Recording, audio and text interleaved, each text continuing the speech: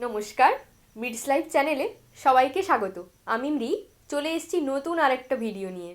শীত তো পড়েই গেছে আর বাজারে নানা রকম সবজিও উঠে গেছে, তাই আমি চলে এসেছি নতুন একটা রেসিপি নিয়ে। এই রেসিপিটি আমাকে আমার ওয়েট লস জার্নিতে অনেকটাই সাহায্য করেছে আর আমার মনে হয় এই রেসিপিটি এতটাই সহজ যে কেউই বানাতে পারে। আমার মনে হয় শীতকালে এই রেসিপিটি আমার মতো অনেকেরই প্রিয়। কোন রেসিপিটির কথা বলছি বলুন তো? Chicken stew. চলুন দেখে নিই আমার ফেভারিট রেসিপিটি কিভাবে তৈরি হলো। আমি এখানে সবজিগুলো কেটে রেখেছি, যেমন বিনস, গাজর, আলু, পেঁয়াজ, টমেটো, সুইট কর্ন। আর একটি পাত্রে কয়েকটা এলাচ, লবঙ্গ, দারচিনি, তেজপাতা, 3-4টে গোটা গোলমরিচ, অল্প একটু রসুন আর আদা কুচো করে রেখেছি। আমি এটা আমার মতো করেই বানাচ্ছি, আপনারা আপনাদের পছন্দ মতোই বানিয়ে নেবেন। প্যানটা গরম হয়ে গেছে, আমি এখানে 1 চামচ রিফাইন অয়েল দিয়েছি, 1/2 চামচ মতো বাটার দিলাম। কুচো করা আদা রসুনের টুকরোগুলোর সঙ্গে এলাচ, লবঙ্গ, দারচিনি, তেজপাতা সব একসঙ্গে দিয়ে দিচ্ছি।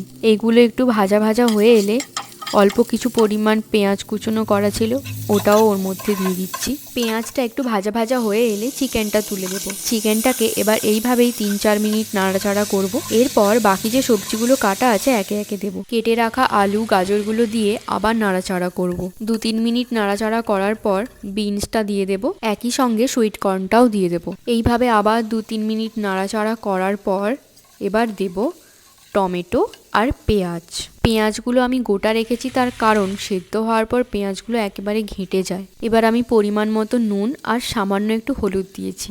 আমার ইয়েলো কালারটা ভালো লাগে তাই আমি দিয়েছি, আপনারা দিতে না চাইলে নাও দিতে পারেন।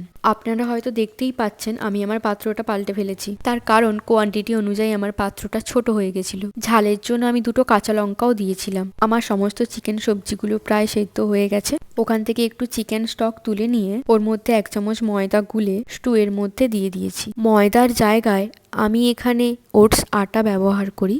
ওটস আটাটা শেষ হয়ে গেছে তাই আমি ময়দা ব্যবহার করেছি। শেষে একটু ধনে পাতা আর পেঁয়াজ পাতা কুচু দিয়েছি। সবশেষে আমি এতে বাড়িতে বানানো একটা মশলা ব্যবহার করেছি। এই মশলাটা আমি নেক্সট দিন শেয়ার করব। তৈরি হয়ে গেছে আমার চিকেন স্টু, আমি ওটা সার্ভ করে দিয়েছি। দেখতে তো দুর্দান্ত হয়েছে, এবার খেয়ে দেখবো টেস্ট করে কেমন হয়। আমার ভিডিওগুলো ভালো লেগে থাকে চ্যানেলটিকে সাবস্ক্রাইব করে পাশে থাকবেন।